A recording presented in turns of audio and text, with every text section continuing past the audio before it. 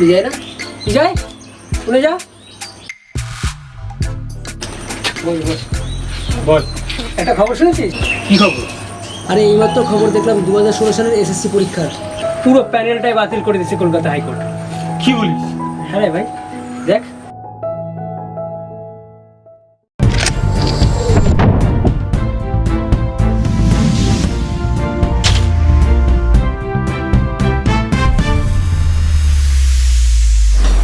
এই মুহূর্তে সবচেয়ে বড় খবর, 2016 সালে এসএসসি পরীক্ষার পুরো প্যানেল বাতিল বলে ঘোষণা করেছে কলকাতা হাইকোর্ট। এবার আমার কি হবে? এই লিস্টে অনেকেই আছে যারা ঘুষ দিয়ে চাকরি পেয়েছে। আরে আমি তো ঘুষ দিয়ে চাকরি পাইনি, আমি তো পড়াশোনা করে পেয়েছি। দেখ পরবর্তীকালে কি হয়। আমি আসি।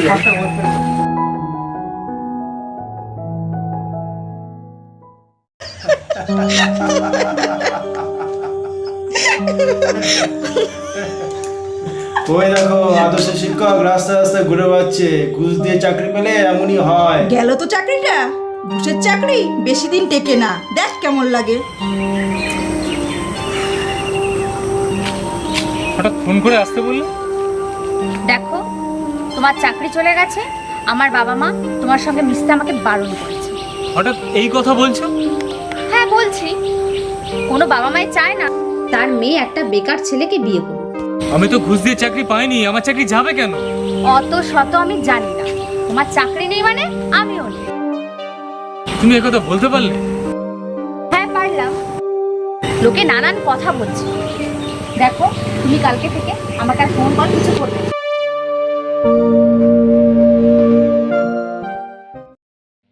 কি হয়েছে বাবা তোর? মুখটুক কি অবস্থা দেখা যাচ্ছে? কি হলো বল? মা, কি হয়েছে? আমার চাকরিটা বোধহয় আর থাকবে না। সে কি রে? পুরো প্যানেলটাই বাতিল হ্যাঁ? করে দিয়েছে। এখন আমাদের কি হবে বাবা? এখন তাহলে আমাদের সংসার কি করে চলবে বাবা? তারপর তোর জেঠুর চিকিৎসা কি দিয়ে করবি? আমি তো ভাবতে পারছি না। আমি তো বুঝতে পারছি না কি করব। ও মা, কখন গাড়ি আসবে? তাড়াতাড়ি চলো। আসবে বাবা, আসবে, এখনই গাড়ি আসবে। বুঝতে চাকরি, টাকা সুদে আসলে ফেরত দিতে হবে। এরা নাকি আবার টিচার হবে।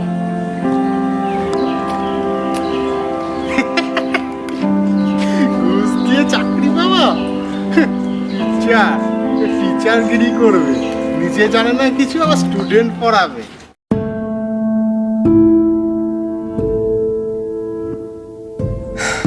মা, আমি আর নিতে পারছি না। বাইরে বেরোলে নানা রকম কথা শুনতে হয়, আমি নাকি ঘুষ দিয়ে চাকরি পেয়েছি। বাবা তুই তো ঘুষ দিয়ে চাকরি পাসনি, তুই অনেক কষ্ট করে লেখাপড়া করে তারপরে চাকরি পেয়েছিস। জানো মা, রিমিও আমার সঙ্গে সম্পর্ক রাখবে না বলে চলে গেল। কি না, আমার নাকি চাকরি বাতিল হয়ে গেছে। রিমি? কি বলছিস? এরকম কাজ করতে পারলো? ওরকম স্বার্থপর মেয়ের সঙ্গে সম্পর্ক রাখতে হবে না, যে বিপদের সময় তোমার পাশে থাকে না। এই কিছু সংখ্যক লোক ঘুষ দিয়ে চাকরি পেয়েছে, তাদের জন্য যারা যোগ্য তাদের আজ এই অবস্থা। আমি সেটাই বুঝতে পারছি না কেন হচ্ছে এটা। বিজয়, এই বিজয়, বাড়ি আছিস নাকি? হ্যাঁ আছি। হ্যাঁ রাজেশ দা, বলো। বলবো আর কি, বাকি টাকাগুলো কবে দিবি? প্রত্যেক মাসে তোমায় তো টাকা দিয়ে দিই। হ্যাঁ দিস, তোর তো এখন চাকরি চলে গেছে, তা তুই এখন দিবি কিভাবে? আমি তো ঘুষ দিয়ে চাকরি পাইনি, আমার চাকরি যাবে কেন?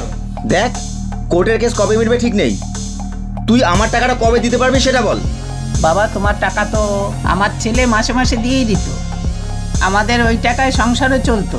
কদিন একটু ওয়েট করো, ঠিক দিয়ে দেবে আমার ছেলে। শুনুন কাকিমা, ওর চাকরি থাকবে কি থাকবে না আমার ওসব জেনে লাভ নেই। আর তাছাড়া শুনেছি অনেকে তো ঘুষ দিয়ে চাকরি পেয়েছে। শোনো রাজেশ দা, আমি ঘুষ দিয়ে চাকরি পাইনি, আর সে সামর্থ্যও আমাদের নেই।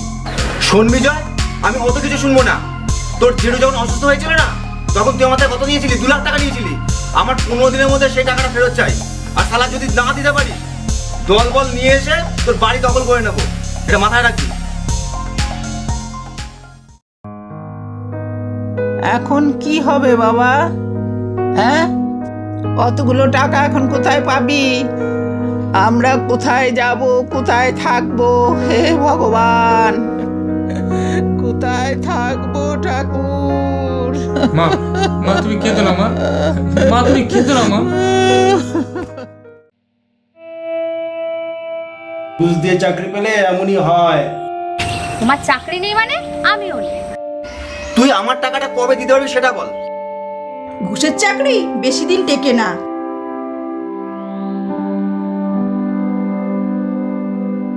মা, মা আমি একটু আসছি। হ্যাঁ, একটু তাড়াতাড়ি করে এসো।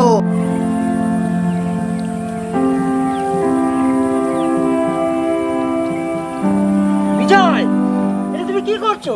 তোমার মতো একজন ব্রিলিয়ান্ট স্টুডেন্ট যে কিনা আমার স্কুলের গর্ব ছিল, সে আজ এই কাজ করছে। তুমি না একজন শিক্ষক, হ্যাঁ? তুমি নিজের জীবন নষ্ট করে সমাজকে তুমি কি বার্তা দিতে চাইছো? স্যার, আমি আর নিতে পারছি না। আমি কি করব কিছুই বুঝতে পারছি না।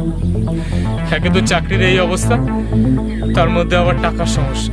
তুমি যোগ্যতার ভিত্তিতে চাকরি পেয়েছো, তোমার চাকরি তো চলে যায়নি।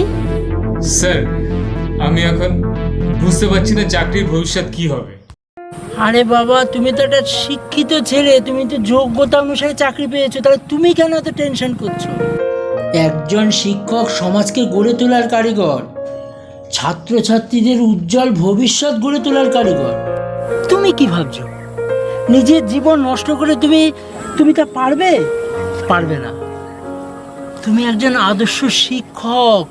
আমি তো এটাই চাই, ছাত্রছাত্রীদের উজ্জ্বল ভবিষ্যৎ গড়ার কারিগর হতে। কিন্তু তোমাকে লড়াই করতে হবে বিজয়।